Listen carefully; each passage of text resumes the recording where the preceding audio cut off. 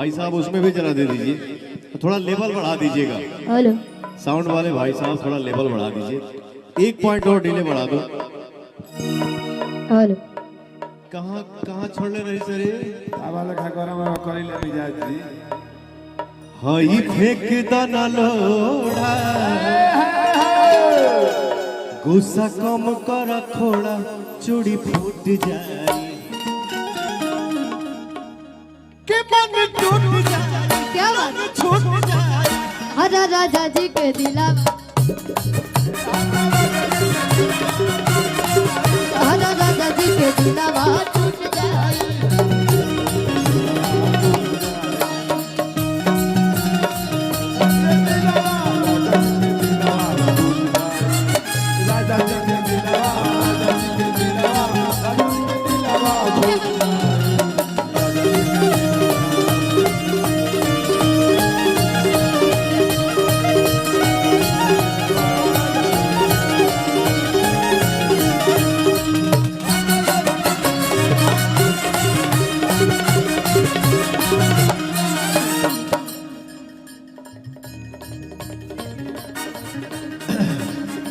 Public को भगवान इसके लिए बोला जाता है, हम कलाकारों के लिए, कलाकारों के बीच में हम लोग कल क्या थे, आज आप लोगों ने क्या बना दिया। कल वो बच्ची क्या थी, आज सुपरस्टार के नाम से जानी जा रही है। इसलिए हम सब कलाकार के लिए आप लोग भगवान हैं। शिवानी सिंह खूब हरन मारला।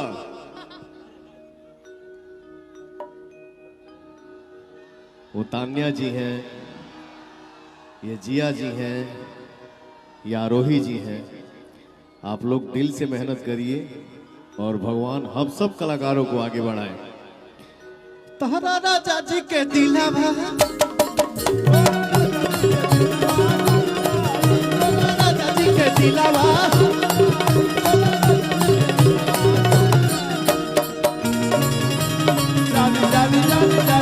अरे दिया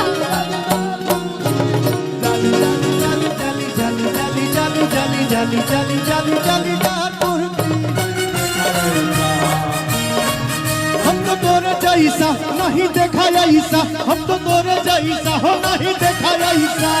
ए भैया, अरे देहिया में तोहरा गजब फुर्ती, अरे देहिया में तोहरा गजब फुर्ती। भाई रे देख मस्ती कभी कभी होता है, नहीं तो हमेशा आदमी गंभीर मुद्रा में ही रहता है। मैं ये देखना चाहता हूं साहगंज की धरती पे जोश जोश किधर है ज्यादा। ये हर ज्यादा बा कि हर ज्यादा बा हो भैया, हो हर ज्यादा बा हो हर। तो आप लोग अभी ताली नहीं बजाएंगे, खाली आप लोग बजाएंगे। अरे बड़ा जालीदार बतोहार कुर्ती, बड़ा जालीदार बतोहार कुर्ती। अब आप लोग नहीं, तनी हर देखेंगे चाहता नहीं। अरे बड़ा जालीदार बतोहार कुर्ती, बड़ा जालीदार बतोहार कुर्ती। मैंने बहुत पहले एक सिंगर है जिनका मैं बहुत सम्मान करता हूं, उनके मुंह से ये गाना सुना था। हम लोग एक रहेंगे तो भैया हर किसी से लड़ सकते हैं। एक भाव था कि लखनऊ पटना दिल्ली, लखनऊ पटना दिल्ली यदि आपके ना, लखनऊ पटना दिल्ली यदि आपके ना है, तब पूरा देश के हुए बॉम्बे तोहरा।